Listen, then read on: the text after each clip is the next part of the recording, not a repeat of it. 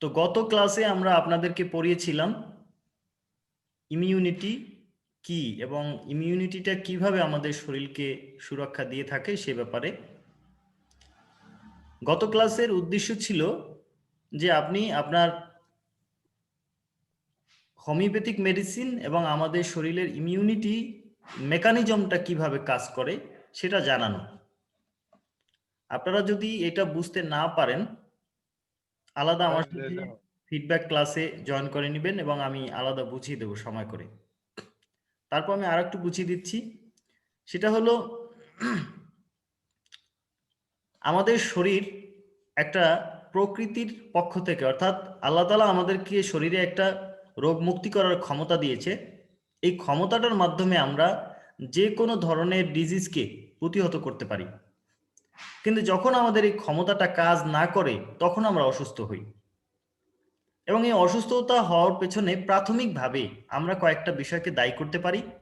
সেটা হলো স্ট্রেস বা চাপ, শারীরিক, মানসিক এবং আবেগজনিত। শারীরিক কিভাবে?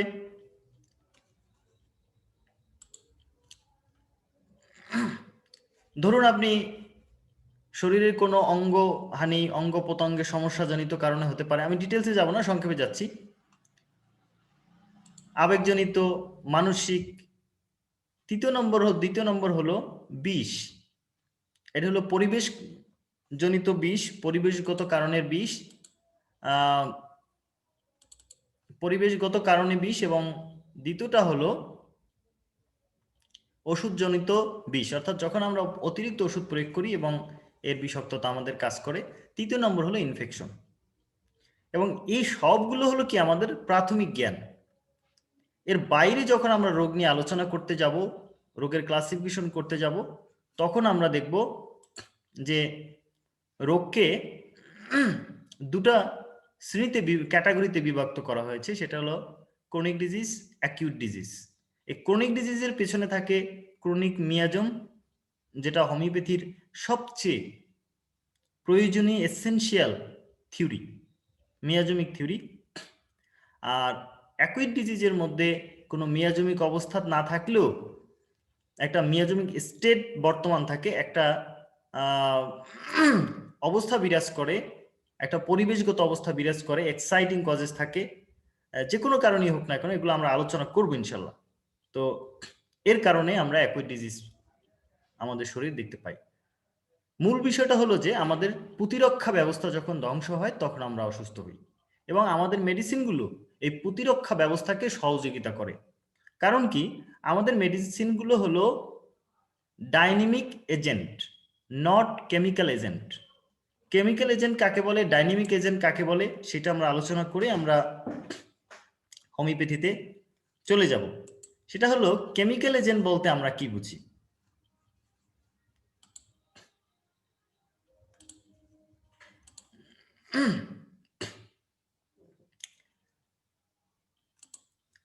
কেমিক্যাল এজেন্ট যদি আমরা বুঝতে চাই, সেক্ষেত্রে আমাদের যে জিনিসটা মাথায় রাখতে হবে, আমরা একটু স্ক্রিনে চলে যাই।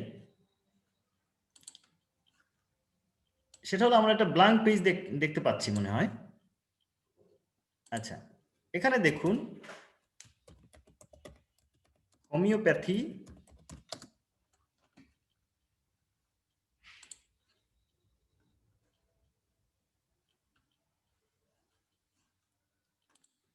আচ্ছা, হোমিওপ্যাথি এবং অ্যালোপ্যাথি।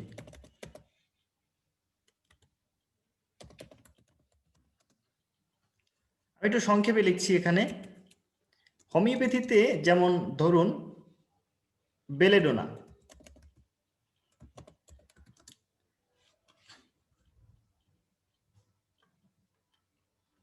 বেলেডোনা। আচ্ছা, আমি একটা কমন মেডিসিন নিই, অ্যাকোনাইট। অ্যাকোনাইট জ্বরের কাজ করে। নাপা, আচ্ছা, অ্যাকোনাইটের মধ্যে কি রয়েছে? পটেন্টাইজ পাওয়ার, ডিপি মানে drug stance with RS, rectified spirit বা অ্যালকোহল। আর নাপার মধ্যে কি আছে এখানে ডক্টর ইলিয়াস সাহেব আপনি কি আছেন, উপস্থিত আছেন? আছি স্যার। আচ্ছা আমাকে একটু বললে আমি খুশি হতাম, নাপার মধ্যে কি কি থাকে কম্পাউন্ড। স্যার এটা আসলে এসিটামিনোফেন আর সাথে কিছু এক্সিপিয়েন্ট থাকে আর কি, মানে এটা টোটাল যে কম্পোজিশন যেটা আছে এটাকে বাইন্ডিং এর জন্য কিছু এক্সিপিয়েন্ট থাকে। এটা আসলে আমাদের শরীরে কোনো কাজে আসে না। পিওর কম্পোনেন্টটা হচ্ছে এসিটামিনোফেন আচ্ছা অথবা প্যারাসিটামল যেটাকে বলা হয় জেনারিক। প্যারাসিটামল অর্থাৎ তো তিনটা জিনিস কম্পাউন্ড করা হয়, তার মাধ্যমে একটা এজেন্টের মাধ্যমে তৈরি করা হয়। যাই হোক, জি আচ্ছা আমি যেহেতু ও বিষয় পণ্ডিত না, আমি ও বিষয়ে অত বেশি করবো না, আমি বোঝানোর স্বার্থে আমি বলবো। আচ্ছা এখানে কথা হলো, হোমিওপ্যাথিতে আমরা অ্যাকোনাইট একটা এজেন্ট, ডাইনামিক এজেন্ট, অর্থাৎ কি এই মেডিসিনটাকে পটেন্টাইজ করে এই শক্তিটাকে শুধু অ্যালকোহলের মধ্যে ট্রান্সমিট করা হয়, ট্রান্সফর্ম করা হয়। আর নাপার মধ্যে রয়েছে এটা হলো কেমিক্যাল এজেন্ট, একটা নির্দিষ্ট মাত্রায় রয়েছে। যেমন নাপা একটা এমজি থাকে, কত 20-50 এরকম কোনো এমজি থাকে। আমি যেহেতু ওষুধ টষুধ এগুলো কিনি নেই কখনো, তো এটা থাকে 100 পাওয়ার 200 পাওয়ার এটা থাকে। কিন্তু হোমিওপ্যাথিতে পাওয়ারটা হলো ড্রাগ এক্সটেন্স, অর্থাৎ এর মধ্যে কতটুক লঘু করা হয়েছে। তো সুতরাং হোমিওপ্যাথিক ওষুধ একটা জিনিস হয় যে আমরা করি কি, স্থূল মাত্রা ওষুধ প্রয়োগ করি, 3-4টা মেডিসিন প্রয়োগ করি। হোমিও ওষুধ 3-4টা মেডিসিন প্রয়োগ করে কোনো লাভ নেই। আপনার যদি ওষুধ যদি সঠিক হয়, একটা মেডিসিনের একটা দানাই এনাফ। এখন কথা হলো, আমাদের মেডিসিনটা হলো ডাইনামিক এজেন্ট, আর অ্যালোপ্যাথিক মেডিসিনটা হলো কেমিক্যাল এজেন্ট, অর্থাৎ এটা কাজ করে স্টোমাকের উপরে। এখন আসেন কাজ করে কোথায়, ওয়ার্ক কাজ করে হোমিওপ্যাথিক মেডিসিন কাজ করে কোথায়, নার্ভে, নার্ভে কাজ করে। আর অ্যালোপ্যাথিক মেডিসিন কাজ করে কোথায়, স্টোমাক। স্টোমাক থেকে এটা কি আত্তীকরণ হয়, আত্তীকরণ হয়ে এর প্রয়োজনীয় নিউট্রিয়েন্ট গুলো বিভিন্ন শরীরের রক্তকণিকা বলেন, যে কোনো জায়গায় যেটা দরকার সেটা পৌঁছে দেয়। এটা হলো অ্যালোপ্যাথি এবং হোমিওপ্যাথিক মেডিসিন মধ্যে একটা কমন ডিফারেন্স। সাইফুল ভাই কাইন্ডলি মিউট করে নিবেন, আপনার সাউন্ড আসছে। সাইফুল ভাই মিউট করে নিন। স্যার একজনকে হোস্ট বানায় দেন স্যার, একটু মিউট করার জন্য। আচ্ছা ঠিক আছে। আচ্ছা হোস্টটা যেন কোথা থেকে বানাতে হবে, মাঝখানে কথা বললে এটা গ্যাঞ্জাম হয়ে যায়। আচ্ছা আপাতত এভাবে থাকে, আমি পরে এটা এটুকু শেষ করে নিই। তাহলে আমরা প্রথমে একটু সম্মানিত শিক্ষার্থীবৃন্দ আপনারা যারা আছেন, আমার চেয়ে অনেক বেশি জানেন, কিন্তু একটু মনোযোগ সহকারে শিখতে হবে। আমার বিষয়টা হলো আপনাদেরকে চিন্তা বিশ্লেষণ এবং ভিতরে প্রবেশ করতে হবে। আমার ক্লাসগুলো এই জন্যই। এখানে আবার আমরা আসি যে হোমিওপ্যাথি এবং অ্যালোপ্যাথি। হোমিওপ্যাথিক মেডিসিনে হলো কি, হোমিওপ্যাথিক মেডিসিনে মাসুম দেখো কারা কারা জয়েন করতে পারে না, ওনাদেরকে একটু দেখো। হোমিওপ্যাথিক মেডিসিনটা হলো একটা এজেন্ট, এবং যেই এজেন্টটার মধ্যে ওই এজেন্টের যে মূল ইনগ্রিডিয়েন্টস বা সাবস্টান্স সেটাও অবশিষ্ট থাকে না, অর্থাৎ কি ওইটার শুধু শক্তিটা থাকে। আর অ্যালোপ্যাথিক মেডিসিন যদি আমরা কম্পারিজন করতে যাই, জেনেরিক যেমন নাপা একটা প্যারাসিটামল, এর মধ্যে 2-3টা, এই নাপার একটা যে মূল উপাদান প্যারাসিটামল, এটার একটা নির্দিষ্ট মাত্রা থাকে, সেই মাত্রা আমাদের শরীরে দিতে হবে। যদি এই একটায় না কমে তাহলে 100 পাওয়ারে না কমলে 200 পাওয়ার এরকম করে দিতে হয়। মানে কি যত সামনে যাবে তত কি ইনগ্রিডিয়েন্টস বাড়বে। আর আমাদের হোমিওপ্যাথিক মেডিসিন কি, যত এর শক্তিকে বাড়াবো আমাদের কি হবে, ইনগ্রিডিয়েন্টস কমে যাবে, অর্থাৎ ইন্টারনাল যে সাবস্টান্স সেটা কমে যাবে। সুতরাং আমরা যদি একটা রোগীকে 1 বস্তাও শুধু খেতে দেই, যদি ওষুধ যদি সঠিক সিলেকশন না হয়, নার্ভে কাজ করবে না। আমি আপনাদের প্রথম যে জিনিসটা বোঝাতে চাই, এইটার আমার উদ্দেশ্য হলো যে আমরা ওষুধের অপব্যবহার করব না।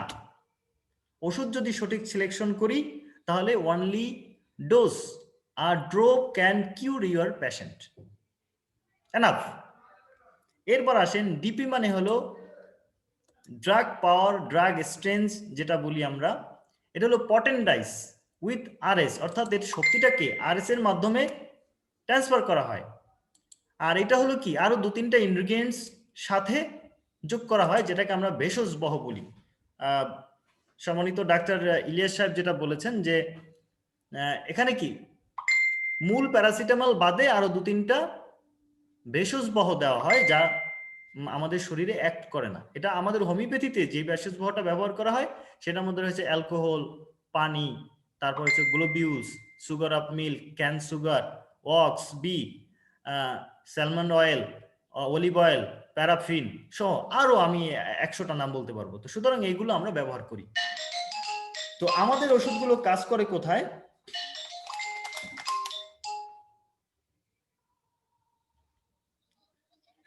ওয়ালাইকুম সালাম জি। ক্লাস, আমি তো ক্লাসে আছি, আপনি কোথায়? ক্লাসে জয়েন করেন। মাসুমের সাথে যোগাযোগ করেন, ক্লাসের সময় ফোন দেওয়াটা মাসুমের সাথে যোগাযোগ করেন। আর অনুগ্রহ করে ক্লাস টাইমে আমাকে কেউ ফোন দিবেন না। তো যাই হোক, এই মেডিসিনটা কাজ করে কোথায়? নার্ভ। আর এই মেডিসিনটা, অ্যালোপ্যাথিক মেডিসিনটা কাজ করে স্টোমাকে। তা আমি এইটাই আমার সম্মানিত হোমিওপ্যাথ বন্ধুদেরকে বোঝাতে চাই যে আপনারা একটা জিনিস সবসময় মনে করবেন, যেহেতু আমার মেডিসিনটা স্টোমাকে কাজ করে না, মানে স্টোমাকে কাজ করে অর্থাৎ হলো আমাদের মূল যে জায়গাটা সেটা হলো ডাইনামিক্যালি সে নার্ভে কাজ করে। নার্ভে আমার বডিতে মেসেজ দেয় যে আমি তোমার একটা শক্তি রয়েছি যেটা আমার স্পিডকে সহযোগিতা করে। আর অ্যালোপ্যাথিক মেডিসিনটা হলো স্টোমাকে কাজ করে, ওটাকে ইনগ্রেডিয়েন্টস দিতে হয়। সুতরাং আমরা কেন প্যাটেন্টে যাব, বা আমরা কেন একাধিক মেডিসিন ব্যবহার করব, আমরা কেন স্থূল ব্যবহার করব? এবার আসি, যেহেতু আমরা বুঝলাম যে আমাদের মেডিসিনগুলো ডাইনামিক্যালি কাজ করে, ডাইনামিকটা আবার কি? আপনাদের প্রশ্ন থাকতে পারে যে স্যার তাহলে এত ডাইনামিক বলতেছেন, তার ডাইনামিকটা কি? চলেন আমি ডাইনামিকটাও আপনাদেরকে একটু বুঝিয়ে দিই। আচ্ছা, আপনারা ইউরেনিয়ামের নাম শুনে থাকবেন, কি নাম? 235।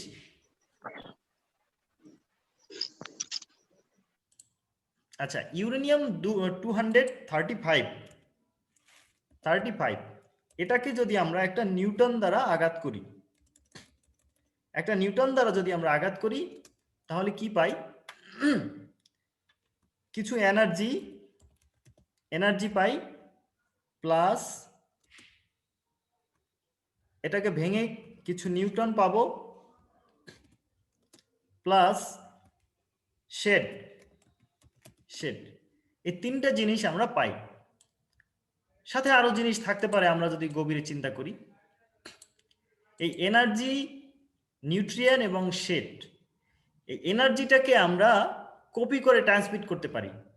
এই শেড, যেটাকে আমরা এর মেমোরি বলি, হোমিওপ্যাথিতে একটা কথা রয়েছে ওয়াটার মেমোরি। প্রত্যেকটা সাবস্টেন্সের একটা মেমোরি থাকে, এই মেমোরিটা কি করে ট্রান্সফার করা যায়। এটা যদি আমরা ট্রান্সফারের কথা বলি, এ সম্বন্ধে আমি আলোচনা করব আপনাদের যখন ড্রাগ প্রুভিং ড্রাগ নিয়ে আলোচনা করব। অর্থাৎ ভরবেগের শক্তির নিত্যতা সূত্র অনুযায়ী যে পৃথিবীতে যা কিছু আছে, যত এনার্জি আছে, একে ধ্বংস বা সৃষ্টি করা যায় না, একে শুধু এক অবস্থা থেকে আরেক অবস্থায় রূপান্তর করা যায়। সুতরাং হোমিওপ্যাথিক মেডিসিনের যে সুপ্ত, যে স্লিপিং যে পাওয়ারটা রয়েছে, সেই পাওয়ারটাকে আমরা যখন অ্যালকোহল বা অ্যাকোয়া ডিস্টিল ওয়াটার অথবা সুগার অফ মিল্ক এর মাধ্যমে ট্রাইটেশন করি, সাকাশন করি, এই যে সুপ্ত শক্তিটাকে আমরা জাগিয়ে দিই।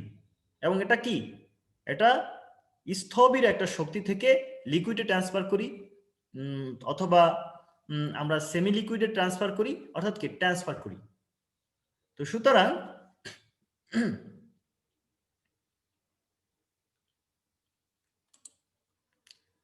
সুতরাং আমরা যেটা দেখতে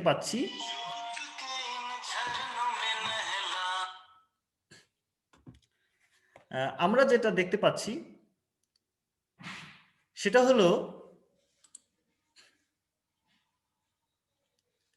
আমাদের মেডিসিনের মধ্যে যেমন এই নিউক্লিয়ার এনার্জি, যারা সায়েন্সের স্টুডেন্ট আছেন তারা বুঝে থাকবেন যে নিউক্লিয়ার এনার্জি যেটা, এই নিউক্লিয়ার এনার্জির মাধ্যমে কি হয় যে বর্তমান সময়ে সবচেয়ে ভয়ঙ্কর যে বিষয়গুলো সেটা হলো পারমাণবিক শক্তি। যার কাছে পারমাণবিক অস্ত্র রয়েছে তাকে সবাই ভয় পায়।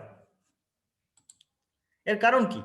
পারমাণবিক শক্তি এতটাই স্থায়ী যে হিরোশিমা নাগাসাকিতে যে বোম্বিং হয়েছিল তার কারণে বর্তমান সময়েও বাচ্চারা বিকলাঙ্গ জন্মগ্রহণ করে। তাহলে আপনি বুঝতে পেরেছেন যে কত পাওয়ারফুল। কিন্তু যেই মেডিসিনটা আমার স্টোমাকে কাজ করে এটা ক্ষণস্থায়ী, অর্থাৎ সে 10 দিন কাজ করবে, 1 মাস কাজ করবে, তারপর কাজ করবে না। কিন্তু হোমিও ওষুধটা এটা হলো কি এনার্জি, এই এনার্জিটা কি করে দীর্ঘ সময় কাজ করে। সুতরাং তাহলে আমরা একটা জায়গায় উপনীত হতে পারি ফাইনালি যে হোমিও ওষুধকে আমাদের অপব্যবহার করার কোনো প্রয়োজন নেই, একাধিক মেডিসিন প্রয়োগ করার প্রয়োজন নেই।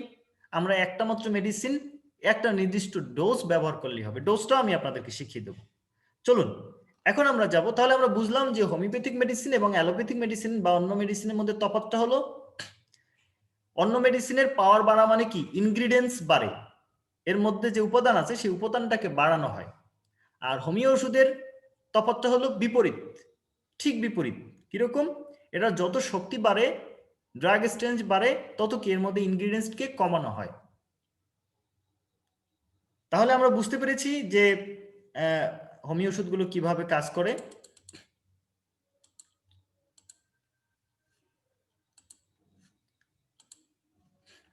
আচ্ছা, তাহলে কারো কোনো প্রশ্ন হাত তুলেছেন যেন? কে মাইক্রোফোন আনমিউট করে প্রশ্ন করুন।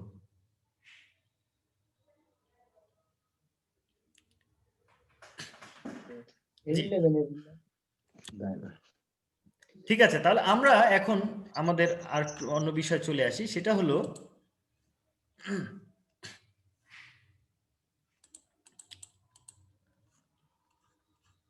হোমিওপ্যাথিক মেডিসিন কিভাবে কাজ করে। আমাদের মূল যেটা লক্ষ্য ছিল এটা হলো ব্যাকগ্রাউন্ডের পড়াশোনা। অর্থাৎ আপনাকে আমি পড়াতে গেলে কিছু ব্যাকগ্রাউন্ডকে টেনে আনতে হবে, না হলে তো আপনি বুঝবেন না। Homeopathic mechanism of homeopathic medicine, homeopathic মেডিসিনগুলো কিভাবে কাজ করে।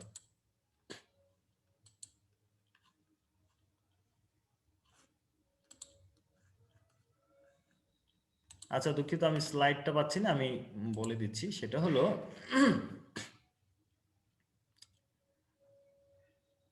তাহলে আমরা ধারণা পেয়েছি কি হোমিওপ্যাথিক মেডিসিন এবং অ্যালোপ্যাথিক মেডিসিনের মধ্যে তফাৎটা পেয়েছি। তাহলে এখানে এই মেকানিজমটা আমাদের বডিতে কাজ করে কিভাবে, এটা আপনাদেরকে পড়াতে গেলে আমাকে আবার চলে যেতে হবে ডিএনএতে, ডিএনএ আরএনএ তে চলে যেতে হবে। ডিএনএ আরএনএ কাকে বলে? যেহেতু আপনারা সবাই মেডিকেল সায়েন্সের স্টুডেন্ট, আমি ডিপে যাব না, জাস্ট একটু ধারণা দেব। সেটা হলো ডিএনএ এবং আরএনএ এরা হলো, বেশ করে ডিএনএ হলো বংশগতির ধারক ও বাহক। এর মধ্যে কি জিন থাকে। এই জিন কি করে আপনার যে বৈশিষ্ট্য, আপনার যে চরিত্র, আপনার বংশের যে একটা মর্যাদা, সেটা বংশ পরম্পরায় সে এটাকে বহন করে নিয়ে আসে। যেমন হতে পারে সেটা রোগ, হতে পারে ক্যারেক্টার, হতে পারে স্কিন, হতে পারে অন্যান্য। অর্থাৎ হলো বাবা এবং সন্তানের মধ্যে যে মিল রয়েছে সেটা আমরা এই ডিএনএ কে বিশ্লেষণ করলে পাই, জিনকে বিশ্লেষণ করলে পাই। তেমনি আমাদের শরীরে যে কোষ রয়েছে, সেল, যেটাকে ইটের সাথে তুলনা করা হয়, এই সেলগুলো কতগুলো সেল মিলে আমরা একটা টিস্যু পাই, কতগুলো টিস্যু নিয়ে একটা সিস্টেম হয়। ঠিক তেমনি এই কোষের মধ্যে দুটা জিনিস থাকে, ডিএনএ এবং আরএনএ। আরএনএ এর মধ্যে একটা আরএনএ রয়েছে এমআরএনএ, ছোট হাতের এম, বড় হাতের আর, এন এ, রানা রানা পড়ার কোনো সুযোগ নাই। আরএনএ, এই এমআরএনএ হলো মেসেঞ্জার আরএনএ। মেসেঞ্জার আরএনএ কি করে? আমাদের বডিতে মেসেজ দেন, বিভিন্ন রেসপন্স তৈরি করে। তো এইভাবে করে আমাদের টোটাল মেকানিজমে যে ভাইটাল ফোর্স রয়েছে, সেই ভাইটাল ফোর্সে সহযোগিতা করে আমাদের মেডিসিন। কিভাবে? অর্থাৎ যখন আপনি অসুস্থ হলেন, অসুস্থতা কাকে বলে আমরা আগের লেকচারে শিখেছি। অসুস্থতা হলো চাপ, বিষ এবং ইনফেকশন, এগুলো থেকে যদি আমরা মুক্ত হতে না পারি, অর্থাৎ আমাদের শরীরের সুরক্ষা ব্যবস্থা যখন আমাদেরকে সুরক্ষা দিতে না পারে, তখন আমাদের শরীরে কি করে? সহযোগিতা চায় এবং কিছু লক্ষণ প্রকাশ করে। এটা হলো রোগ হোমিওপ্যাথিক দৃষ্টিকোণ থেকে। ড্রাগ প্রুভিং এর সময়, অর্থাৎ সুস্থ মানব দেহে ড্রাগ প্রুভিং এর সময় যেই লক্ষণগুলো আমাদের শরীরে দেখা গিয়েছে, সেই লক্ষণগুলো ভাইটাল ফোর্সের তৈরি করা লক্ষণের মতো যদি হয়ে থাকে, তাহলে ওইটা একটা আর একটাকে রিমুভ করবে। সেটা কিভাবে? আমরা একটু গল্পে চলে যাই। ধরুন আপনি একটা রোবট আবিষ্কার করলেন এবং এই রোবটটি করে নির্দিষ্ট একটা টাইম পর নিজে নিজে ধ্বংস হয়ে যায়। মেডিসিনাল যে পাওয়ারটা রয়েছে এটা কিন্তু স্থায়ী নয়, এটা নির্দিষ্ট একটা টাইম, হতে পারে 1 বছর, 5 বছর, 1 মাস, 6 দিন, এরপরে কি করে ডিস্ট্রয় হয়ে যায়। তো আপনি এই রোবোটিক্সটাকে যখন আপনি পাঠালেন সেম আরেকটা রোবোটিক্সের বিরুদ্ধে, কিন্তু আপনার যে রোবোটিক্স অর্থাৎ মেডিসিনটাকে আমরা পাঠাচ্ছি সেটা হলো রোগ শক্তির চাইতে একটু ক্ষমতাধর, তখন কি করবে? অন্য যে রোগ সত্তা আছে, রোবট রয়েছে, সেটাকে ধ্বংস করে দিবে এবং ও নিজে ধ্বংস হয়ে যাবে। আলটিমেটলি কি হলো? আমাদের বডিটা নিরোগ হয়ে গেল। তাহলে আমরা বুঝতে পারলাম যে হোমিওপ্যাথিক মেডিসিনের মেকানিজমটা হলো আমাদের যে ইমিউনিটি আছে, আমাদের যে রোগ প্রতিরোধ ক্ষমতা আছে, আমাদের শরীরের সুরক্ষা ব্যবস্থা যে রয়েছে, ডিফেন্স রয়েছে, সেই ডিফেন্সটাকে শুধু রেসপন্সটাকে বাড়িয়ে যে কোনো রোগ সারাতে ভূমিকা রাখে। যেমন আমরা দেখেছি টি সেল, আপনারা যারা আছেন এখানে, টি সেল কি করে? টি সেল ভাইরাসের বিরুদ্ধে কাজ করে, ভাইরাসকে হত্যা করে, খেয়ে ফেলে। যখন আমাদের এই টি সেলটাকে, আমাদের রোগ প্রতিরোধ ক্ষমতা, ইমিউনিটি সিস্টেম যখন টি সেলকে উদ্দীপনা তৈরি করে, তখন স্বাভাবিকই অন্য একটা রোগ থেকে আমরা বেঁচে যেতে পারি, ও ধ্বংস করে দিতে পারে। সেক্ষেত্রে মেডিসিনের প্রয়োজন নেই। তো মূলত আমাদের মেডিসিনটা হলো কি? আমাদের রেসপন্স, ইমিউনিটিকে বৃদ্ধি করে। তাহলে আমরা সবাই বুঝতে পেরেছি যে আমাদের মেডিসিনগুলোর মেকানিজমটা হলো, এটা একটা এনার্জি যেটাকে আমরা দেখতে পাই না। আমরা যে মেডিসিনগুলো দেখতে পাই, যেমন আমার কাছে মেডিসিন রয়েছে, যেমন আপনারা একটু দেখবেন, এই যে এই মেডিসিনটা, এটার মধ্যে দেখেন এই যে পাউডারের মতো, তো এটা আমি নিজে তৈরি করেছি একটা মেডিসিন। আমি একটা হিউম্যান প্যাপিলিমা ভাইরাস থেকে একটা মেডিসিন তৈরি করার জন্য কাজ চলতেছে আমার। তো এই মেডিসিনটার মধ্যে রয়েছে শুধুমাত্র সুগার অফ মিল্ক। এই সুগার অফ মিল্কটা আমি কি করলাম, ওই যে মেডিসিনের যে জীবাণুটা রয়েছে হিউম্যান প্যাপিলোমা ভাইরাসের, সেটাকে আমি কি টাইট্রেশন করে কি ট্রান্সফার করেছি। তাহলে এটাও কি একটা রোগ? তাহলে এই রোগটা কি হলো? এটা নির্দিষ্ট সময়ের পর নিজে নিজে ক্ষয় হয়ে যায়। আর আমাদের বডিতে যে রোগটা আছে সেটা কি নির্দিষ্ট সময় পর কিছু কিছু রোগ হয় কি ধ্বংস হয় না। সুতরাং এরা নিজেরা কি করে? নিজেদের ধ্বংস সাধন করে নিজেরা ধ্বংস হয়ে যায়। এটা হলো হোমিওপ্যাথিক মেডিসিনের মেকানিজম। চলেন, এবার তো আমরা জানলাম যে হোমিওপ্যাথিক মেডিসিনের মেকানিজমটা কি। এবার আসবো হোমিওপ্যাথিটা আসলে কি। আপনারা যে স্যার একটু কথা বলতে যাচ্ছিলাম স্যার। জি বলুন। স্যার এই কথাটা বুঝিনি স্যার, হিউম্যান প্যাপিলোমা ভাইরাসের কথা কি বললেন? আপনি যে সুগার অফ মিল্কের কথা বললেন স্যার কিছুক্ষণ আগে, আচ্ছা জি জি, এটা রিলেশনটা আসলে বুঝতে আচ্ছা, পারিনি। এটা হলো যে হিউম্যান প্যাপিলোমা ভাইরাস, এটা হলো বিশেষ করে জেনিটাল অর্ডস। আপনি অবশ্যই জানেন এই জেনিটাল অর্ডসটা, এটা অ্যালোপ্যাথিক সার্জনরা অপারেশন করে দেন এবং তারপরে আবার খুব খারাপ অবস্থায় চলে আসে, এবং যেটা অনেক সময় কিওর করা যায় না। বারবার সার্জারি করলে হয়তো একসময় আবার কার্সিনোমা গ্রো করে। তো এই মেডিসিনটা, এটা ট্রিটমেন্ট করা অনেক সময় জটিল হয়ে পড়ে। তো আমি নিজে একটু গবেষণা করে দেখলাম যে আমরা যদি এই মেডিসিনটা থেকে একটা নতুন মেডিসিন তৈরি করি তাহলে কি করা যায়। সেই লক্ষ্যে আমি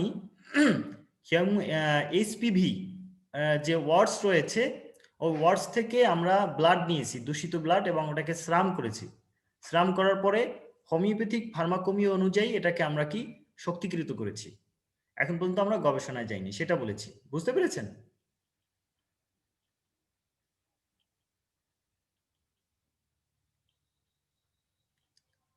আশা করি। স্যার কালচার করা হচ্ছে আর কি স্যার, মানে ভ্যাকসিনের মতো।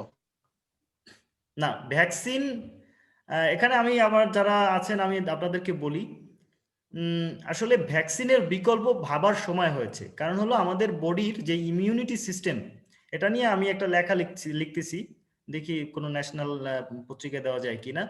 সেটা হলো যে ভ্যাকসিনের বিকল্প আমাদেরকে ভাবতে হবে। কেন ভাবতে হবে? সেটা হলো ভ্যাকসিন কিন্তু আসলে এটাও কিন্তু একটা ডিজিজ, আমাদের শরীরের সহনীয় মাত্রায় ডিজিজ, আপনারা সবাই জানেন।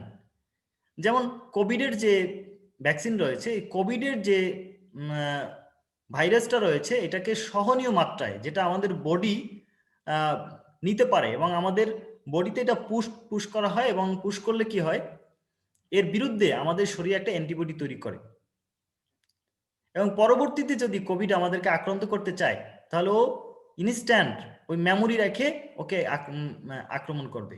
এখন প্রশ্ন হলো, যদি এই কোভিডটা সবার শরীরের তাপমাত্রা, সহনশীলতা, সবার শরীরের যেটাকে সাসেপ্টিবিলিটি বলে, রোগ প্রবণতা একই রকম না।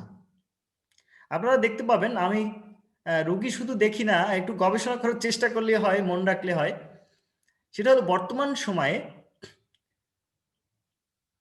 টিউবারকুলিনাম ব্যাসিলাস আমাদের যে মেডিসিন রয়েছে, অর্থাৎ টিবি রোগ যেটাকে বলি, যক্ষ্মা রোগ, এই যক্ষ্মা রোগের জীবাণুর বিরুদ্ধে আমরা টিকা প্রদান করছি, গ্রহণ করছি। কিন্তু বর্তমান সময়ে তাহলে কি, যক্ষ্মা রোগী থাকার কথা না, কিন্তু দেখা গেল যে 10 বছরের বাচ্চা তার যক্ষ্মা হচ্ছে।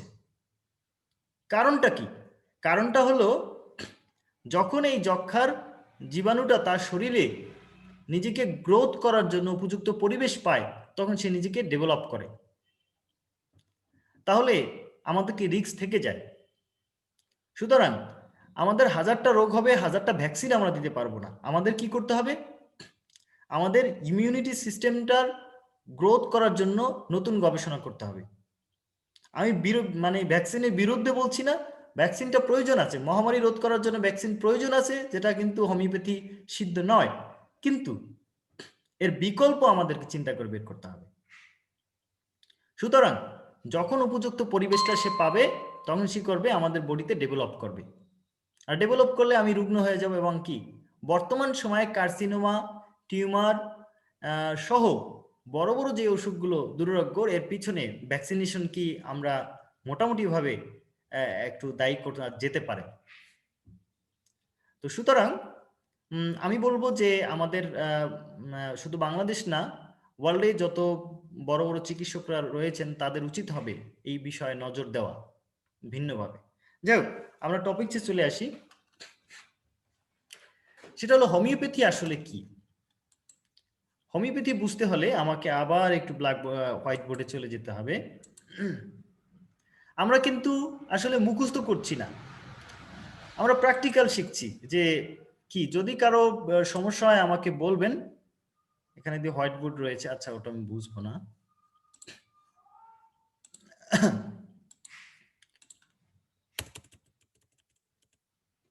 হোমিওপ্যাথি আসলে কি?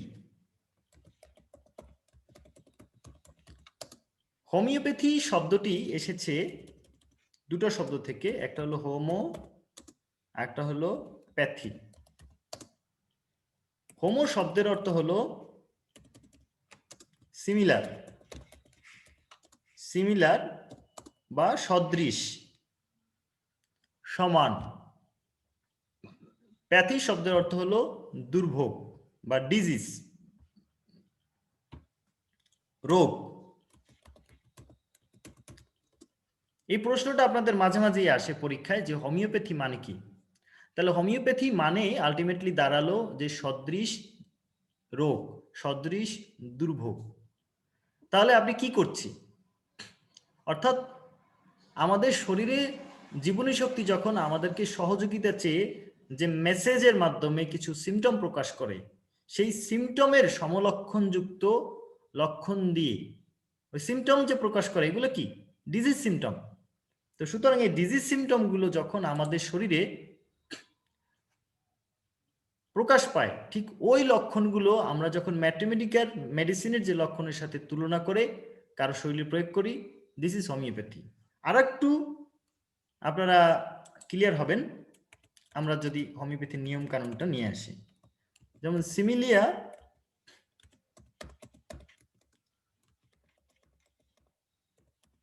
সিমিলিবাস কিউরেন্টার।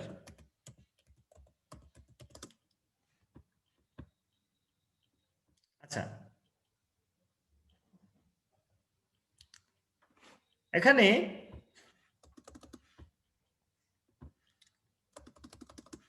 সিমিলিয়া শব্দটার অর্থ হলো সিমিলার, সিমিলার। আবার সিমিলিবাস মানেও হলো সিমিলার। কিউরেন্টার শব্দটা ল্যাটিন শব্দ, যার অর্থ হলো ট্রিটমেন্ট, ট্রিটমেন্ট। তাহলে আমরা কি পেলাম? বাংলা যদি করি, সিমিলিয়া সিমিলিবাস কিউরেন্টার মানে হলো সদৃশ, সদৃশে আরোগ্য, বা এটা আমরা আরোগ্য কথাটা আমরা বিভিন্ন বইতে পেয়ে থাকি, এটার সাথে আমি একমত না। তাহলে সদৃশ, সদৃশ্যে চিকিৎসা, ট্রিটমেন্ট। কিভাবে? যেমন আমরা একজন রোগীকে বিবেচনা করি, রোগীর কি fear of death, fear of death predict, আচ্ছা ফিয়ার অফ ডেথ নেই, বুঝবেন না বেশি দিলে।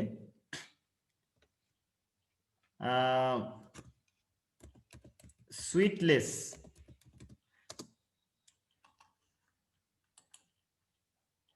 সুইটলেস মানে হলো ঘর্মহীনতা, অ্যাংজাইটি অস্থিরতা, সাডেন অ্যাটাক। তাহলে আলটিমেটলি এই লক্ষণগুলো, fear of death, sweatless, anxiety, sudden attack, এই চারটা লক্ষণ যদি আমরা বিবেচনা করি, অসংখ্য লক্ষণ রয়েছে। সেক্ষেত্রে যখন অ্যাকোনাইট ন্যাপিলাস,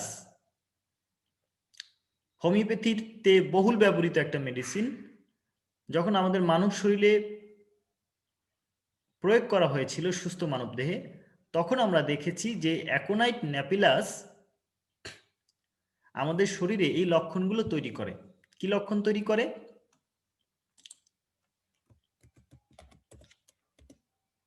এই লক্ষণগুলো কি তৈরি করে?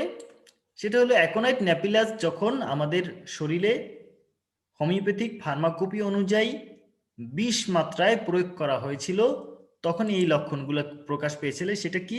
ফিয়ার অফ ডেথ, মৃত্যু ভয়, সুইটলেস গর্মহীনতা, অ্যাংজাইটি, সাডেন অ্যাটাক, এগুলো দেখা দিয়েছে। এবং মজার বিষয় হলো আরেকটা লক্ষণ আমরা যেটা কেয়ার করি না, সেটা হলো থ্রোট অ্যান্ড টাং নামনেস।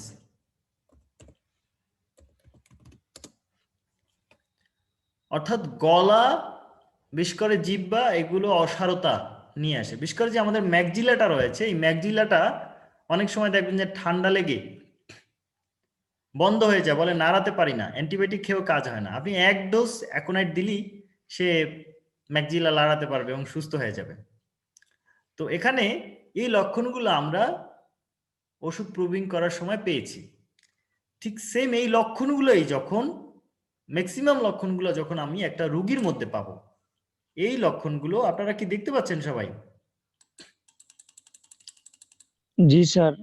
আচ্ছা, এই লক্ষণগুলো যখন আমরা কোনো রোগীর মধ্যে দেব, তাহলে এই লক্ষণগুলো কি মেডিসিন, এই মেডিসিনের লক্ষণগুলো মানে হলো কি সিমিলার। আর দ্বিতীয় সিমিলারটা কি? আমার পেশেন্টের মধ্যে যখন এই রোগীটা এই লক্ষণগুলো পাবো, তাহলে এলো দ্বিতীয় সিমিলার। তাহলে সিমিলিয়া সিমিলিবাস মানে সদৃশ, সদৃশ্যে, ট্রিটমেন্ট, চিকিৎসা। চিকিৎসা কি? এই লক্ষণ অনুযায়ী যে মেডিসিনটা পেলাম আমরা অ্যাকোনাইট, এই অ্যাকোনাইটটা আমরা কি আমাদের মাত্রা তত্ত্ব অনুযায়ী একটা ডোজ প্রয়োগ করলাম এবং সে সুস্থ হয়ে গেল। This is homeopathy. ব্যবহারিক অর্থে এটা হোমিওপ্যাথি, প্র্যাকটিক্যাল অর্থে এটা হোমিওপ্যাথি। থিওরিটিক্যালি যদি আমরা যাই তাহলে হলো যে রোগ লক্ষণকে বেসিস করে আমরা যখন ম্যাথমেটিকে প্রাপ্ত জ্ঞানকে মিলিয়ে ওষুধ প্রয়োগ করে, সেটা হলো হোমিওপ্যাথি। এই কথাটা যদি আপনি না বুঝতে পারেন তাহলে হোমিওপ্যাথি পড়ে আসলে কোনো লাভ নেই। আবার আসি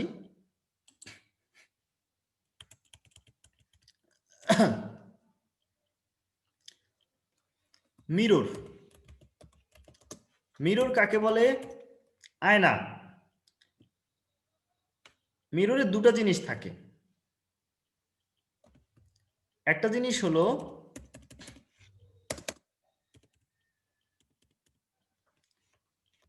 ইমেজ, আর একটা জিনিস হলো কপি ইমেজ। ইমেজটা কি? যেমন আপনারা আমাকে দেখতে পাচ্ছেন,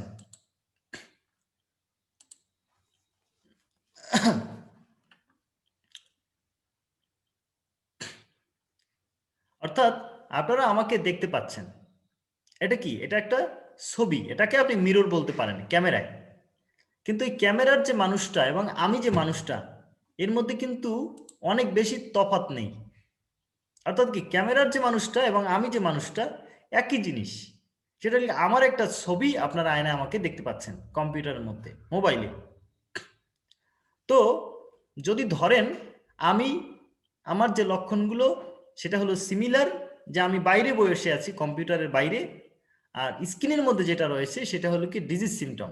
তো এই দুটো সিমটমকে মিলিয়ে যখন আমরা ট্রিটমেন্ট করব, দিস ইজ হোমিওপ্যাথি। এটা হলো আমার সবচেয়ে বড় মেকানিজম। এই মেকানিজমটা যদি আপনি না আয়ত্ত করতে না পারেন তাহলে সারা জীবন আপনাকে ভুলে চিকিৎসা করতে হবে। তাহলে আমরা কি পেলাম? আমরা পেলাম যে হোমিওপ্যাথিক মেডিসিনগুলো হলো এনার্জি, এর মধ্যে রয়েছে শক্তি, ভিতরে কিছু নাই। এটা আমরা ওয়াটারে যখন প্রয়োগ করি তখন ওয়াটার মেমোরি হিসাবে কাজ করে। অর্থাৎ এর মধ্যে যে আমরা ইউরেনিয়ামের ক্ষেত্রে যেটা দেখেছি যে 235 নম্বর ইউরেনিয়ামকে যখন আঘাত করা হয়, কিছু এনার্জি, কিছু নিউটন এবং কিছু জি ইলিয়াস সাহেব বলেন। জি আপনি বলতে পারেন, প্রশ্ন করুন।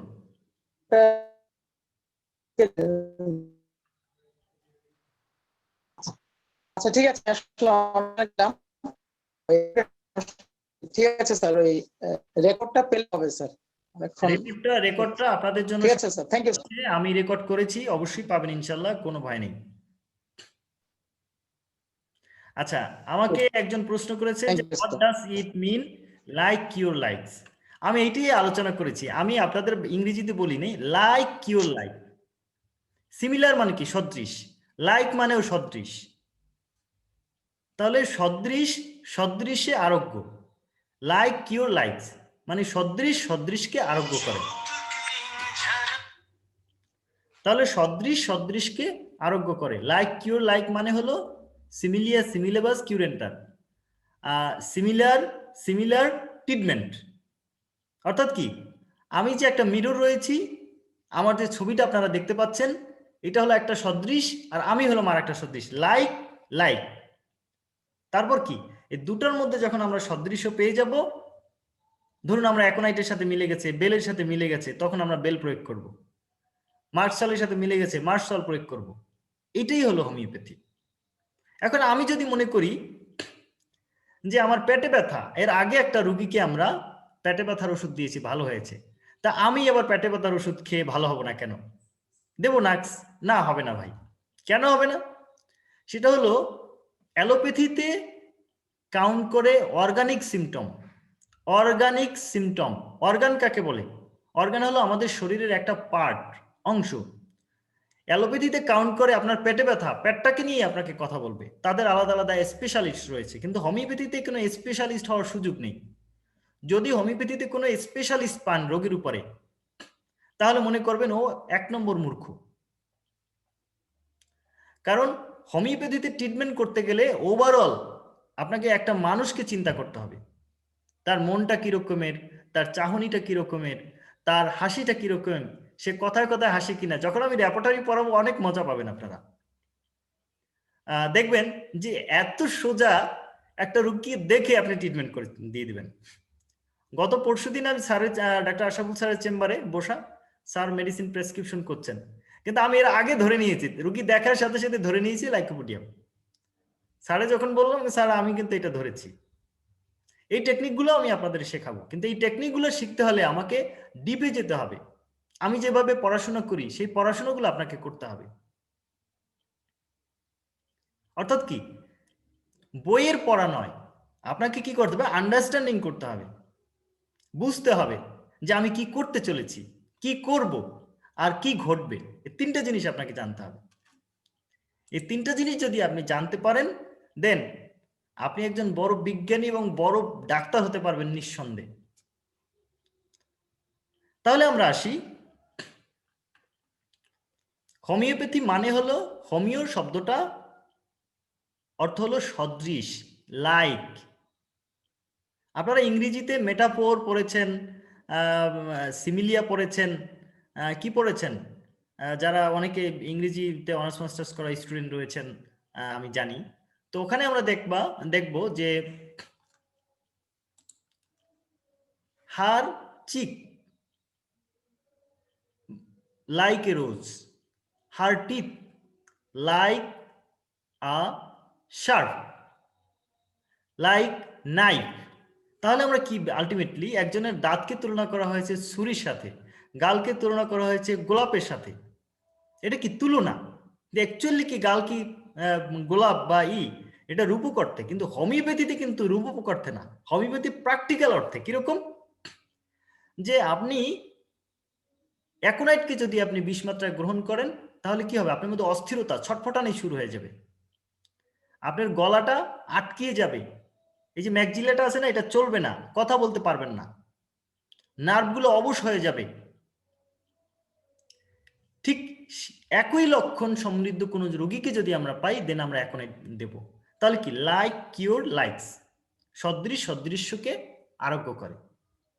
মূল কথাটা সঠিকভাবে হবে এভাবে, যে সদৃশ সদৃশে চিকিৎসা, সিমিলিয়া সিমিলিবাস কিউরেন্টার। তাহলে আমরা হোমিওপ্যাথিটা বুঝতে পেরেছি। মামুনুর রশিদ সাহেব, জি প্রশ্ন জি করুন। স্যার, আমি বলতে চাচ্ছিলাম স্যার, সিমিলিয়া সিমিলিবাস কিউরেন্টার এটা সদৃশ্য সদৃশ্যকে আরোগ্য করে। এখন আমরা রোগীর কেস টেকিং করার সময় আমরা জিজ্ঞেস করি যে আপনি খাবার দাবারে কি পছন্দ করেন, রোগী হয়তো বলতেছে আমরা গরুর মাংস খেতে পছন্দ করি। তো এই লক্ষণ বা আরো সবকিছু লক্ষণ নিয়ে যখন আমরা একটা ওষুধ সিলেকশন করি, এর মানে এই ওষুধটা যখন রোগী সেবন করার পরে আরোগ্য হয়, তার মানে কি সে আরোগ্য হওয়ার পরে গরুর মাংস আর খেতে পছন্দ করবে না? আচ্ছা, আজকে আমি কি পড়াচ্ছি আমি আপনার উত্তর দেব, কিন্তু আজকে আমি পড়াচ্ছি কি, হোমিওপ্যাথি কাকে বলে, এবং টপিক জি রিলেটেড স্যার। প্রশ্ন করতে হবে, ঠিক আছে?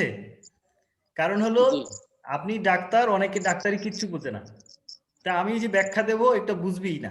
আমি ওই শুরু থেকে শুরু করছি, আগে রুট লেভেল থেকে। তাহলে আপনার প্রশ্নে আসি, আপনি প্রশ্ন করলেন যে স্যার, যে একজনে গরু মাংস খেতে পছন্দ করে, যখন আমি মেডিসিন প্রয়োগ করব তাহলে কি আর গরু মাংস খেতে পছন্দ করবে না? কথা হলো যে স্বাস্থ্য কাকে বলে, ওই পিছনের কথা যেতে হবে। স্বাস্থ্য হলো কি, একটা ভারসাম্যময় অবস্থা, যেই জায়গাটা কোনো অতিরিক্ত নাই আবার কমও নাই, একটা নির্দিষ্ট লেভেল মেনটেন করে।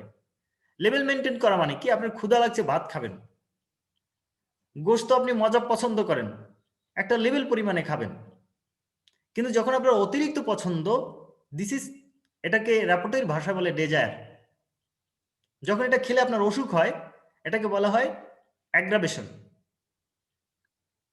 তো সুতরাং যখন আপনি অতিরিক্ত কিছু হলো, মিনস হলো যে আপনার বডিতে এটা ভারসাম্য অবস্থা বিরাজ করছে না।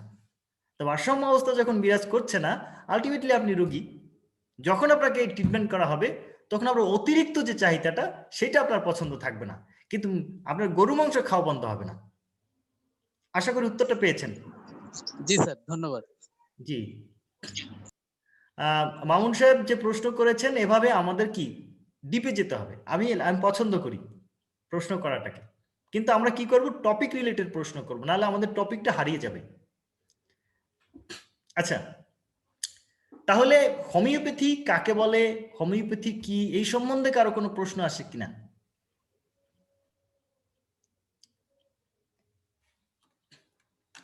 Sometimes it is called that homeopathy is a pseudo scientific system of alternative medicine. What is it called? এই প্রশ্নটা করেছে কে? 156 রোল কে? 156। স্যার আমি স্যার আসাদুল্লাহ গালিব। জি গালিব সাহেব, ধন্যবাদ। একটা গুরুত্বপূর্ণ প্রশ্ন নিয়ে এসেছেন। সিউডো সায়েন্স মানে কি? সিউডো মানে হলো মিথ্যা, অলিক, কল্পনা। সায়েন্টিফিক মানে সায়েন্স, মানে এটা হলো কি অ্যাডজেক্টিভ। তাহলে এখন হোমিওপ্যাথিকে বলা হয়, যারা হোমিওপ্যাথির প্রতি অবিশ্বাসী তারা বলে যে এটা হলো প্রাণী বিজ্ঞান, এটার মধ্যে দেয়ার ইজ নো সায়েন্স। এখন কথা হলো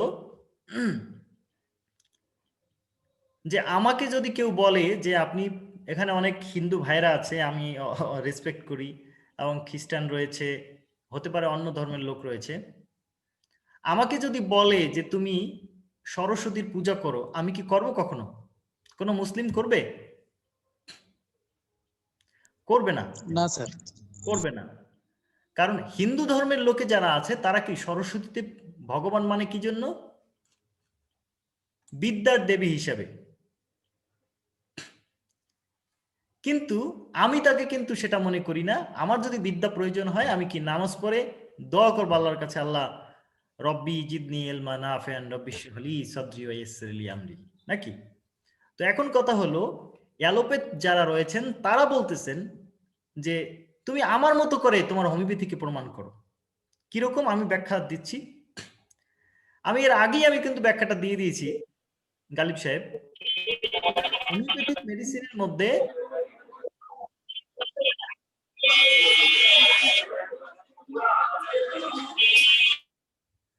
হোমিওপ্যাথিক মেডিসিনের মধ্যে রয়েছে এনার্জি। হোমিওপ্যাথিক মেডিসিনটাকে যত বাড়ানো হয়, এর মধ্যে কি পাওয়া যায়? এর মধ্যে ইনগ্রিডিয়েন্ট যে রয়েছে, এর মধ্যে যে উপাদান রয়েছে, সেই উপাদানটাকে ভ্যানিশ করে দেওয়া হয়, এবং 30 শক্তির পরে কোনো অস্তিত্বই পাওয়া যায় না। এখন বিষয়টা এটা হলো এনার্জি।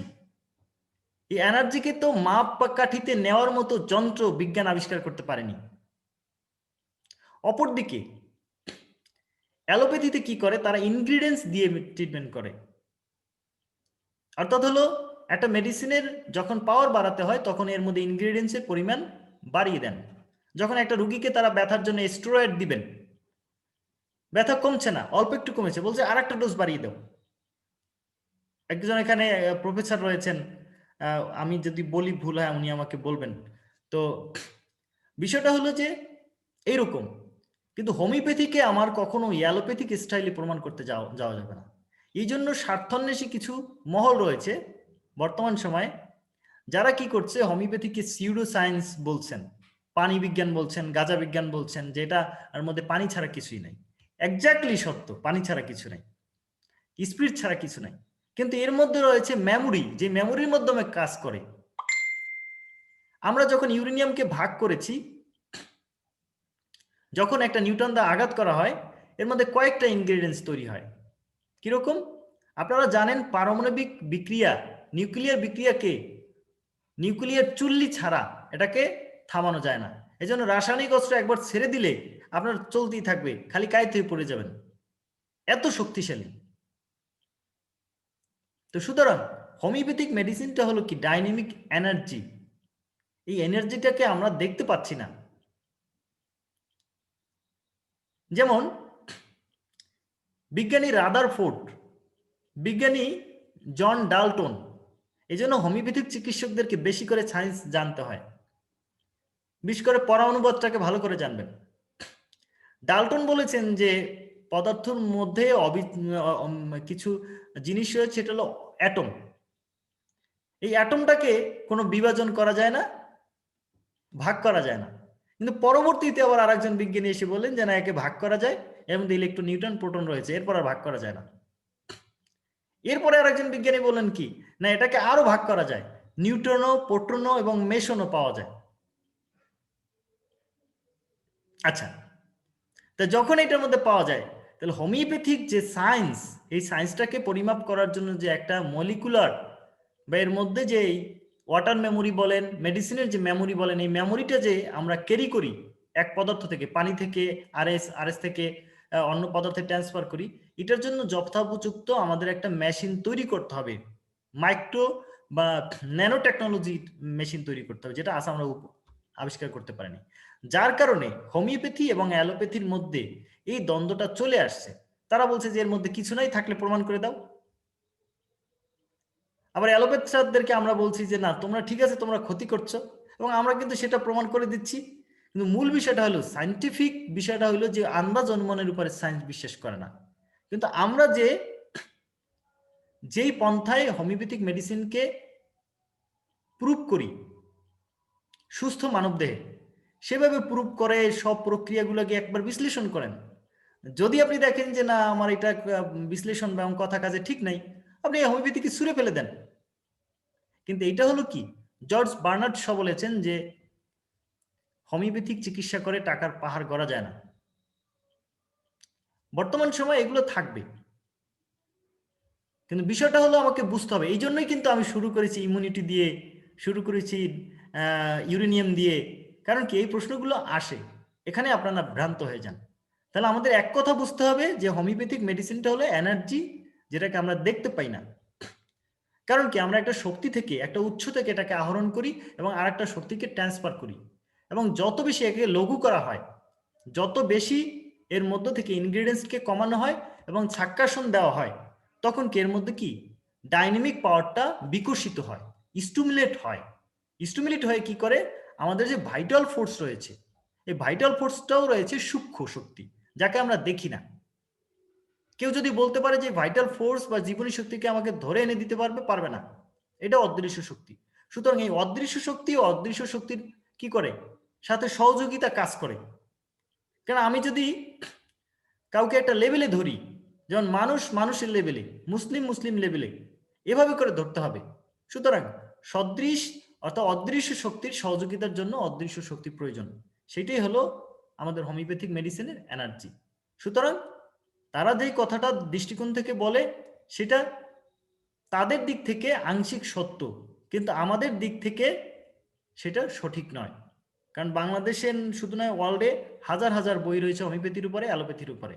আমি বলবো, যাদের এই বিষয়ে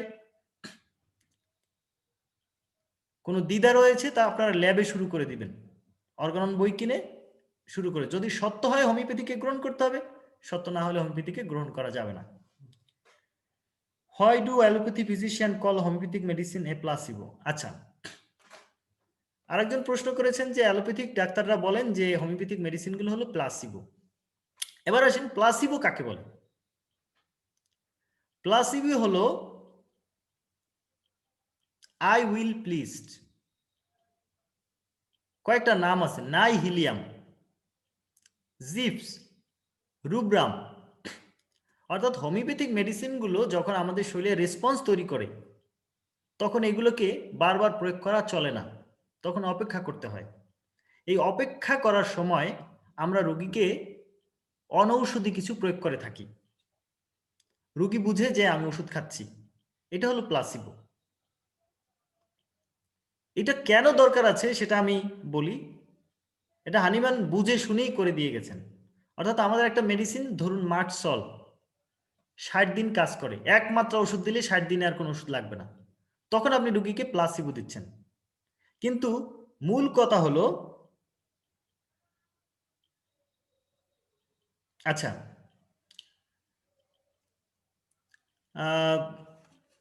মেহেদী হাসান রাসেল, ওনার রোল নাম্বার কত লিখেছেন? Please summarise your lecture in brief, I do not attend almost an hour. Sir 155 sir.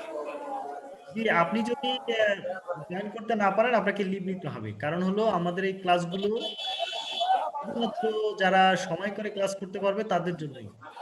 R summarise ডাক্তারিতে ব্যাখ্যা বিশ্লেষণ করে শিখতে হবে।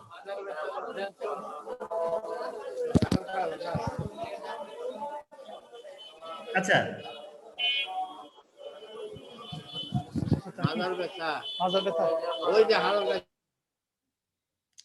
তাহলে আমরা যেটা ফাইনালি চলে আসলাম সেটা হলো হোমিওপ্যাথিক মেডিসিনটা প্লাসিবো নয়, কিন্তু প্লাসিবোর ব্যবহার রয়েছে, কিন্তু ওনারা ওই ব্যবহারটাকেই প্লাসিবো বলে মনে করেন। এই জন্য আমি বলবো যে অ্যালোপ্যাথ ভাইদের জন্য একটা সাবজেক্ট রাখা দরকার, হোমিওপ্যাথি বা অল্টারনেটিভ মেডিসিন, এগুলোর বেসিক ধারণা তাদেরকে দেওয়া উচিত। এ কারণে অনেক সময় ওনারা ভুল করে, অনেক ডাক্তার লিখেছেন যে হোমিও ওষুধ খাওয়া যাবে না। তো সুতরাং এইগুলো থেকে আমাদেরকে চলে আসতে হবে, এবং বর্তমান সময় মডার্ন যে ট্রিটমেন্টটা হোমিওপ্যাথি দরকার আছে, অল্টারনেটিভ ট্রিটমেন্ট অ্যালোপ্যাথি দরকার আছে, যেমন সার্জারিগুলো আমরা করছি না, তারপর বিভিন্ন যে ডায়াগনোসিস সেক্ষেত্রেও আমাদের দরকার আছে। সুতরাং আমি মনে করব প্রত্যেকের জায়গায় স্বতন্ত্রভাবে কাজ চালিয়ে যাবে, তাহলে আমাদের স্বাস্থ্য খাত এগিয়ে যাবে ইনশাল্লাহ। এটি আমি মনে করি। আচ্ছা, আরেকজন লিখেছে homeopathy is a art and science. হ্যাঁ, homeopathy is a art and science. সেটা কিভাবে? হোমিওপ্যাথির দুটো পার্ট, একটা হলো থিওরিটিক্যাল, একটা হলো প্র্যাকটিক্যাল। সায়েন্স হলো আমি এতক্ষণ যে পড়ালাম যে সিমিলিয়া, সিমিলিবাস, কিউরেন্টার, একটা মতবাদ, থিওরি, এটা হলো সায়েন্স। আর আর্ট হলো কি? কলা। যখন আমরা কখনো গান করি তখন একটা লিরিক থাকে, লিরিকটাকে যদি আমরা সায়েন্স ধরি, গানের সুর করে যখন আমরা বিনায় দেই, এটাকে বলা হবে আর্ট বা কলা। সুতরাং হোমিওপ্যাথিতে যখন আমরা এই থিওরিটাকে প্র্যাকটিক্যালি যখন একটা র্যাপোর্টাইজেশন করে একটা ইমেজ তৈরি করে যখন আমরা একটা রোগীর মধ্যে দেই, সেটাকে বলা হয় আর্ট। তাহলে আমরা সায়েন্সটাকে, সায়েন্স এবং আর্ট, সায়েন্স হলো থিওরি আর আর্ট হলো কি আমরা র্যাপোর্টাইজেশন করে আমরা মেডিসিন দেওয়া। সংক্ষেপে আমি বুঝিয়ে দিলাম, এটা হলো সায়েন্স অ্যান্ড আর্ট। তো সম্মানিত শিক্ষার্থীবৃন্দ যারা আছেন, আমাদের অনেক সময় হয়ে গেছে অলরেডি। তো আরো কারো প্রশ্ন আছে? সংক্ষেপে 5 মিনিটের মধ্যে শেষ করুন, আমরা শেষ করে দেবো ইনশাল্লাহ। এবং আমি একটু স্যার আসসালামু আলাইকুম স্যার। স্যার একটু ক্লাসটা পুরোটা একটু সামারাইজ করবেন কিছুক্ষণের, মানে অল্প 5 মিনিটের মধ্যে একটু সামারাইজ করলে খুব ভালো হতো স্যার।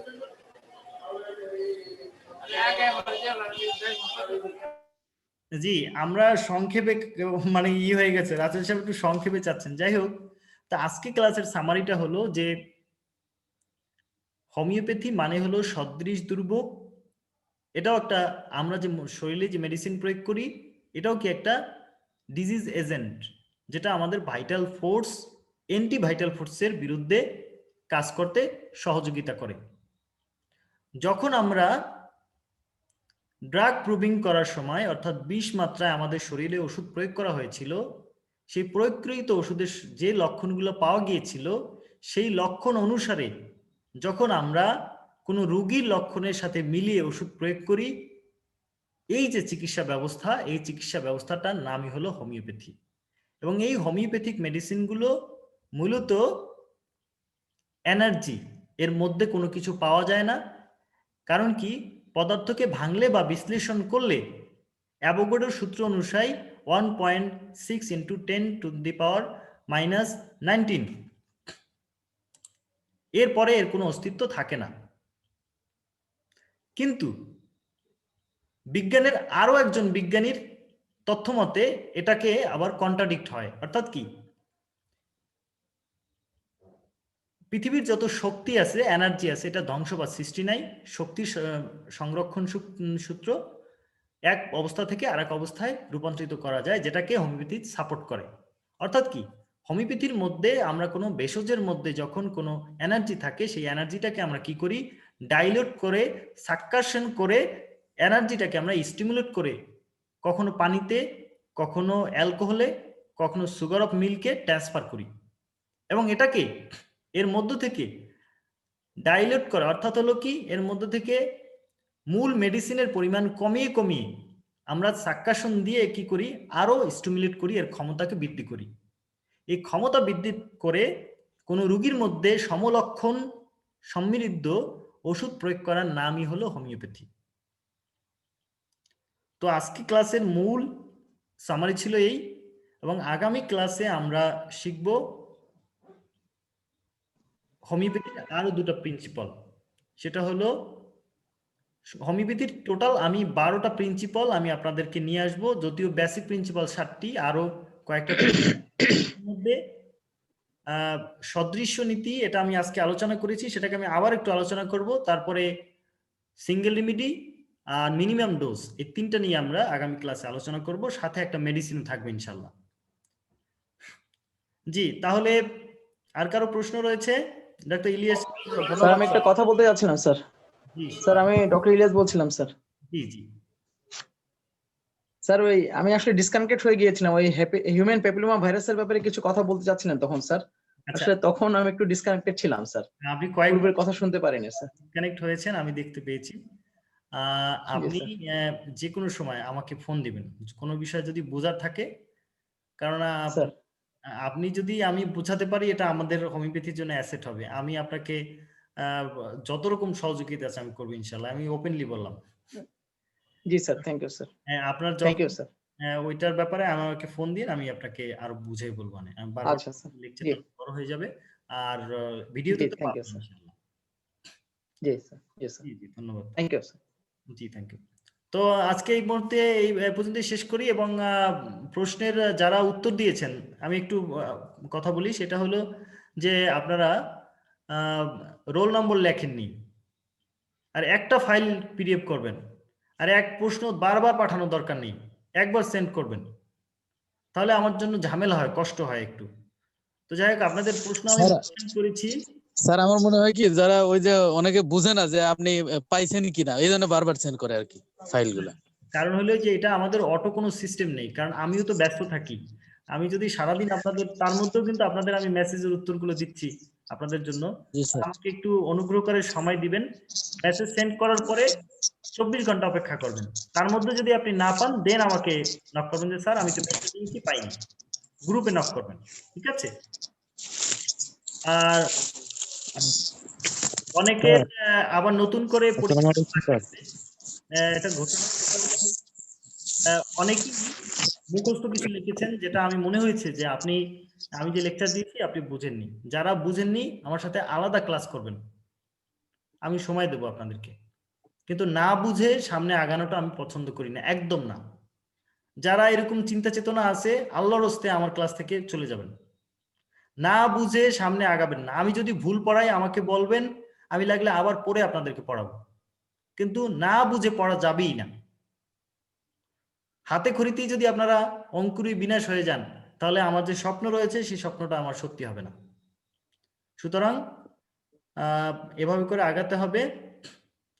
আরেকটা প্রশ্ন আছে, why do not doctor practice surgery? হ্যাঁ, কে বলছে? আমি তো সার্জারি প্র্যাকটিস করি। আমার চেম্বারে কাটাছেঁড়া রোগী শুরু করে অনেক কিছু করি আমি। আপনি না করলে সেটা আপনার দায়ী, ওটা আমাদের একটা অভ্যেস হয়ে গেছে যে হোমিওপ্যাথি ডাক্তাররা আর সার্জারি করবে না। আস্তে আস্তে অভ্যেস করতে হবে। আমাদের মধ্যে অনেক ভাইয়ের আছেন, যেমন ডাক্তার ফারুক ইলাহি সাহেব রয়েছেন, আর কয়েকজন ডাক্তার এ আর জামিল রয়েছেন, বর্তমান সময়ে ডাক্তার ইলিয়াস স্যার রয়েছেন, উনি হোমিওপ্যাথি শিখছেন। তো ওনারা আমাদের কাছে থাকলে একসময় আমরাও হয়ে যাব, সমস্যা নেই। স্যার ডক্টর ফারুক ইলাহি স্যার কিন্তু সিলেট মেডিকেলের ছাত্র, তাই নাকি? ডক্টর, উনি কিন্তু এমবিবিএস পাস করে। হ্যাঁ স্যার, আর আমি চিনি খুব আমার সম্ভবত সিলেট অথবা ব্যক্তিগত। ময়মনসিংহ মেডিকেলের হুম। এমবিবিএস এবং এমপিএইচ করা। আরে আমাদের সাথে একজন প্রফেসর রয়েছেন, ডাক্তার ইলিয়াস সাহেব, উনি এভাবে বলা ঠিক না। আমার কাছে খুব ভালো লাগে যে আসলে যত বড় মানুষদেরকে দেখেছি তাদের আচরণ মাধুর্যতা এত মধুর, আমি প্লিজড যে আসলে থ্যাংক ইউ স্যার। যখন একজন মানুষ বড় হয়, আল্লাহ তাকে যেন বড় করে দেয়, আমি দোয়া করি।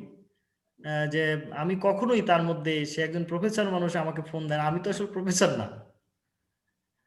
তো সুতরাং সে আমাকে অনার করে, কিন্তু আমি তাকে অনার করি। তো সুতরাং স্যার আপনি আমার মেন্টর স্যার, আমার টিচার স্যার, এই হচ্ছে বড় কথা। কে? You are my mentor sir, এই হচ্ছে বড় কথা স্যার। আমি বুঝতে পারিনি জনাব। আপনি আমার মেন্টর স্যার, টিচার, ঠিক আছে, এটাই বলছিলাম স্যার। হ্যাঁ অফকোর্স। বিষয়টা হলো যে আমি আমি তো স্যার একদম নতুন আনপড়া স্যার এই ব্যাপারে। বিষয় না আপনার, বিষয় করলে হানিমান সবসময় বলছেন যে আপনার মনটাকে পবিত্র করেন, এটাকে পবিত্র করলে দেখবেন যে সব ক্লিয়ার। আর বেসিক্যালি আমি যে জিনিস মনে করি, আমি বড় কোনো শিক্ষক না, আমি যতটুকু শিখেছি আপনাদেরকে শেখাচ্ছি। আমাকে কেউ ভাই বললেও আমি কখনো রাগ করব না। আর যে যেভাবে আমাকে সম্বোধন করে আমার কোনো হেডেক নাই। মূলত হলো আপনাদেরকে শিখতে হবে, আর এই ব্যাপারে আমি কোনো ছাড় দেব না। কারণ আমার এখানে 42 জন আছেন, এই 42 জনের মধ্যে অন্তত 30 জন না, আমার 40 জন ডাক্তার হতে হবে, যদি এই লক্ষ্য নিয়ে আমি আগিয়েছি। এবং আমি এই আজকে ঢাকা থেকে এসেছি, না ঘুমিয়ে এসে আমি ক্লাস করতেছি। তো সুতরাং আপনারা এইগুলো যেন মনে থাকে। তো ঠিক আছে, ইনশাআল্লাহ স্যার, আমরা চেষ্টা করব স্যার, আমাদের জন্য দোয়া করবেন স্যার। আমার জি স্যার, দোয়া করুন। স্কুলে দোয়া রয়েছে যে আমার ছাত্ররা এরা অনেক বড় ডাক্তার হবে, আমার চাইতে বড় ডাক্তার হবে। এবং আমি বলবো যে আমার ইনশাআল্লাহ স্যার, আমরা এটা আমার কাছে ভালো লাগে। স্যার আমার একটা অভিযোগ আছে স্যার। আসসালামু আলাইকুম স্যার। ওয়ালাইকুম সালাম। হ্যাঁ, স্যার আসলে আমার মনে হয় কি যে আমরা হোমিওপ্যাথি ডাক্তার বা অ্যালোপ্যাথি ডাক্তার বা আয়ুর্বেদিক ইউনানি চিকিৎসক যেই হই না কেন, আসলে মেডিকেল সায়েন্সের কিছু বিষয় আছে যেমন ফিজিওলজি, প্যাথোলজি বা গাইনিকোলজি, বিভিন্ন সেক্টর গুলো, এগুলো আসলে মেডিকেল সায়েন্সের সেক্টর, এগুলো সব ডাক্তারদেরই জানা উচিত। মেডিসিনটা হোমিওপ্যাথি হোক অ্যালোপ্যাথি হোক ওটা ভিন্ন কথা, কিন্তু মেডিকেল সায়েন্সের যে পার্ট গুলা এগুলো আসলে সবারই সমান তালে জানা দরকার। আচ্ছা, সেই লক্ষ্যে আমরা এই ক্লাসে জয়েন করছি স্যার, আশা করি এই শিখতে পারবো। কথাগুলো আর বলাই যাবে না এই জন্য, কারণ আপনি মেডিকেল সায়েন্সের স্টুডেন্ট, অ্যানাটমি জানবেন না, ফিজিওলজি জানবেন না, এটা তো হতেই পারে না। এই কথাগুলো বাইরে বলবেন না। যদি না পড়া থাকে পড়বেন। আর আমার কাজ হলো হোমিওপ্যাথির দুরবস্থার পিছনে স্যার কারণ এগুলোই যে আমাদের মানে এগুলো না জানা। না, এখন এটার জন্য তো আপনারা এই আন্দোলন করেন না। আমি যে আন্দোলনের পিছনে কাজ করতেছি, যে মাসুম কাজ করতেছে, আপনাদের ডাকলে তো পাওয়া যায় না। এই নৈরাজ্য বন্ধ করতে হবে না? জি ইনশাআল্লাহ স্যার, আমরা আস্তে আস্তে যুক্ত হব এটার সাথে। এই যে দেখেন, আমি ওই একটা কলেজে চাকরির জন্য কথা বলতেছি, টাকা চাই। আরে আমি তো সৎ লোক, 2 টাকা কামাই করি, এ দিয়ে আমি ঘুষ দেবো কোথা থেকে? আমার মতো একজন ছেলে যদি একটা মেডিকেল কলেজে শেখাইতে পারি, তা ও কলেজের পুরোটাই পরিবর্তন হয়ে যাবে। আমি মনে করি যতটুকু হয়, জানি না আমি কি ভুল করছি কিনা, কিন্তু আমাকে তো টাকা দিতে হবে, তা আমি ঘুষের টাকা পাবো কই? বাদ দিতে হবে আমাকে। এই দুর্নীতি বন্ধ করতে হবে আপনাদের মিলে। আর মেডিকেলের সায়েন্সের ছাত্র হিসেবে হোমিওপ্যাথি বোঝার জন্য যা যা লাগে আমি চেষ্টা করব ইনশাল্লাহ। তারপর আমাদের ইনশাআল্লাহ স্যার। প্রফেসররা রয়েছেন, যেমন ডাক্তার ইলিয়াস সাহেব রয়েছেন, ওনাকে না হয় কখনো রিকোয়েস্ট করলাম যে আপনি একটা সাবজেক্ট নেন, এটা আমরা পরে দেখব। কিন্তু আগে আমরা বেসিকটা নিতে হবে, যেটা না জানলে আপনি হোমিওপ্যাথি শিখতে পারবেন না, সেটা আগে দরকার। তো অনেক কথা হলো, আমার জন্য সবাই দোয়া করবেন নামাজ পড়ে, যে আল্লাহ আমাকে ভালো রাখেন, ইমানের পথে রাখেন, আমি যেন সব ফিয়ামানিল্লাহ স্যার। Thank you sir. বলতে পারি। শুকরিয়া। আসসালামু আলাইকুম ওয়া রাহমাতুল্লাহ। Thank you. ওয়ালাইকুম আসসালাম। আসসালামু আলাইকুম।